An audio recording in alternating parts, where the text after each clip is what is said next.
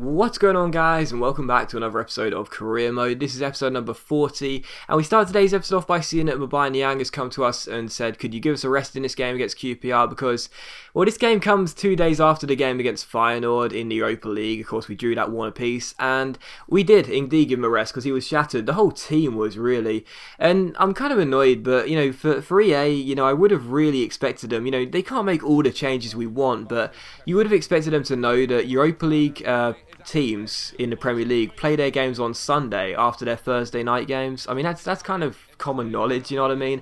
So the Premier League games get played on Saturday, which means you only get 1 day of full rest, which is kind of frustrating, really, because, we've got a fixed squad here at West Brom, and that's why we could rotate the side around a little bit, give starts to Anichebe and Ings and Green as well, and players like that. But even so, it's kind of frustrating, because that shouldn't happen. They should know that the games, this Premier League game should be played on Sunday. It doesn't matter too much, but it just gives your players a little bit more rest, and that's why a lot of the players were tired for this game. But anyway, we took on QPR for the game here at the Hawthorns. I almost forgot the stadium name there. We take on QPR for this game. And the first chance fell here in the 23rd minute as Aaron Creswell plays the ball out wide towards Julian Green. The American takes on his man down the left-hand side and beats him. Cuts onto his right foot here, drills in across and picks out Carl Jenkinson, our right back. And the shot is saved by the goalkeeper. And that was so frustrating. But it came straight to Anichebe. I couldn't get the ball out of his feet quick enough. Ended up fake shotting the ball and the chance was lost. But in the 27th minute, well, QPR showed exactly what you should do when the ball is rebounded. Because as Diakite collects the ball, Foster makes the save. But instead of fake shotting like an idiot, QPR know exactly what to do. They just smash the ball into the open goal with Charlie Austin, and then he does it again and makes it West Brom 0, QPR 1. So Charlie Austin makes it 1-0. It's frustrating, but that's a rebound goal, which, I guess that's just the rebound goals. They do happen quite often on FIFA, not just for you, but for the AI as well. And I was way too hesitant with Anichebe in the chance we had. That's why it was lost. But QPR weren't. They knew exactly what to do. Just smash the ball in first time with Charlie Austin, and well, it happened here as well. Charlie Austin doubled his goal tally in the 33rd minute. It's another rebound goal. The shot was taken, it hit the post, and I don't really know what happened there between Nastasic and Lescott, but Lescott coming back in, I'm not a huge fan of Joleon Lescott, to be honest, on this game.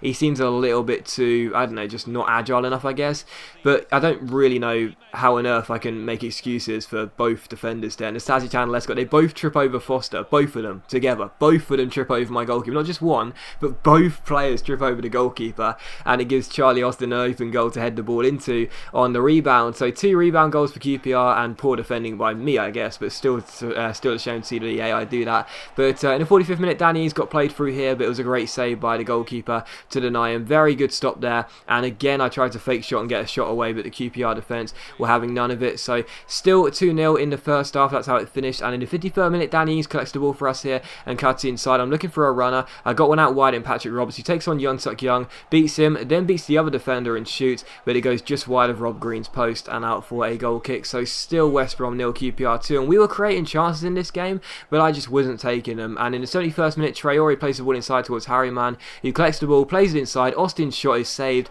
and it's another rebound goal. Gomez, the former Swansea striker, dives in and puts it into the empty goal. So 3-0 to QPR, all 3 goals coming through rebounds. Unbelievably frustrating to see that happen.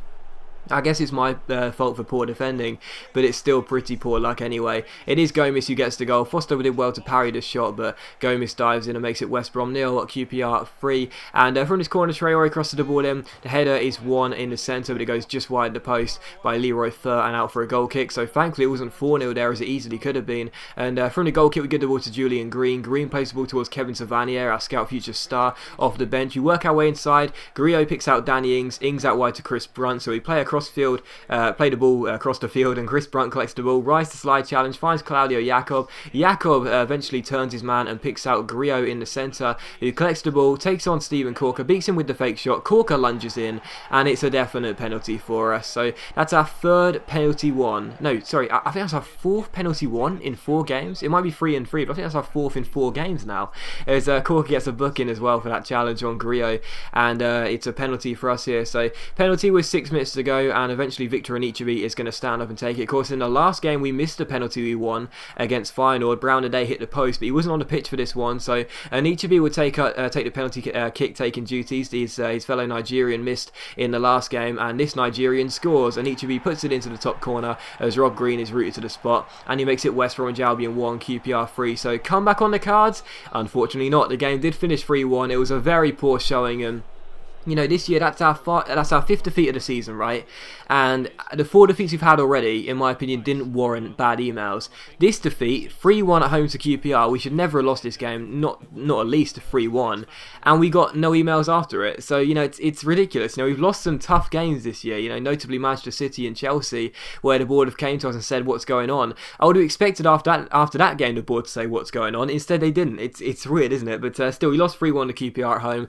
Very poor defeat. I had a very bad game. Obviously 3 rebound goals was annoying, but there you go. And for the following game in midweek, we'd take on Liverpool here away at Anfield, so the games certainly don't get easier, do they? And also as well, I've noticed that the league table isn't always being shown before the games anymore. I don't know why that is. They're not coming up. I don't see why, but anyway, we take on Liverpool regardless as we come to Anfield. And of course we took on Liverpool twice last year in the league, obviously, and we got battered at Anfield. I think it was 3-1 in that game, and in the reverse game we lost, I think it was 2-1 or possibly 3-2, I don't know, but we lost both games anyway. So taking on Liverpool after that very disappointing defeat to QPR at home was not exactly what we needed. And of course we will have to make a couple of changes as well, quite a few really, but a couple of players who aren't usually first 11 players starting this game, including Gamboa and Chris Brunt as well, because the players were so tired. We're playing every week, not every weekday, we're playing like twice a week now. Now we're in the Europa League, we have to play twice a week, and of course that is physically demanding for our players. And the first chance here at Anfield came in the 17th minute. Daniel Sturridge turns his man and finds Jordan Henderson, and unfortunately for us, Jordan Henderson finds the back of the net, so the former Sunderland man puts it past Ben Foster and Abita, who was covering on the line, and makes it 1-0 to Liverpool. So a criminally underrated player in my opinion, Jordan Henderson, makes it 1-0,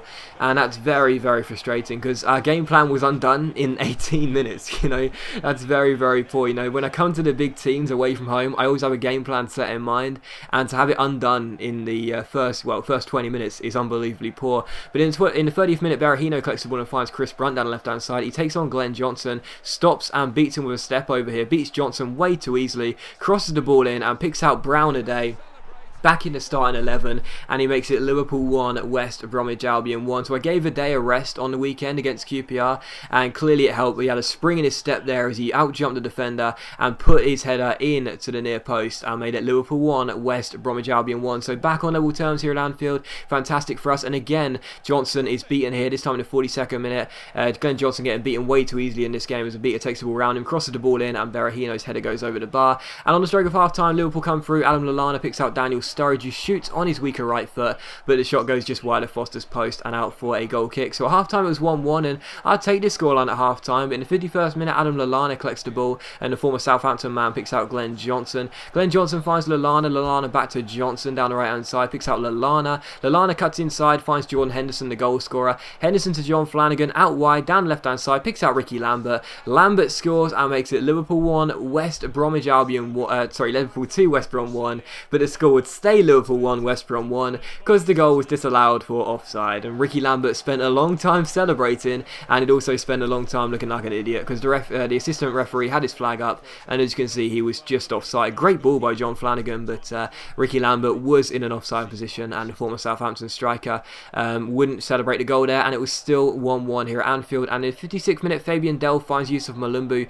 who spreads it out wide towards Gamboa down the right hand side, deputising it right back for the unfit Carl Jenkinson. He beats 2 defenders, one is Lovren, and he crosses the ball in and picks out Saido Berahino in the centre, and Berahino makes it Liverpool 1, West Bromwich Albion 2. So in the 57th minute, we go in front in this game for the first time. Brilliant run by Gamboa. That's the one thing I like about Gamboa as a right back. I've never been too convinced about him when I've played him, but he's got a hell of a lot of pace, and that was a wonderful storming run down the right hand side. Great cross along the centre, picks out Berahino, who can never miss, and he made it 2-1. So were we on course here for a very, very good night here at Anfield? Well, in the 60th minute, unfortunately, the lead would only last for 5 minutes because Jordan Henderson levelled the scoring and got his second goal of the game. He cut inside way too easily, The defenders just seemed to part down the middle, I'm not too sure why, and Henderson had a simple finish as he drilled it inside the far post. I think it clipped the far post actually, and he made it Liverpool 2, West Brom 2 as the number 14 got his second goal of the game. So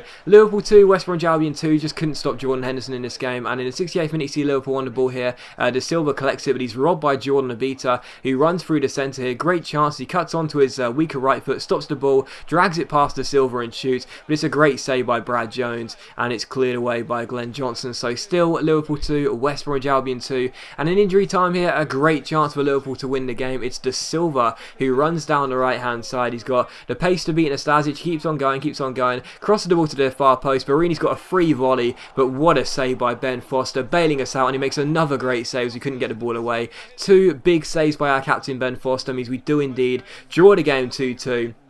And we had our captain to thank for a very, very good double save late on in this game, but still a great way to bounce back from the defeat to QPR. A very good point away at Anfield, and I'll take that any day of the week. So as always guys, a big thank you for watching the video. I really hope you have enjoyed it. If you enjoyed the episode, then please leave a like, and I'll see you for the next episode of Career Mode very soon.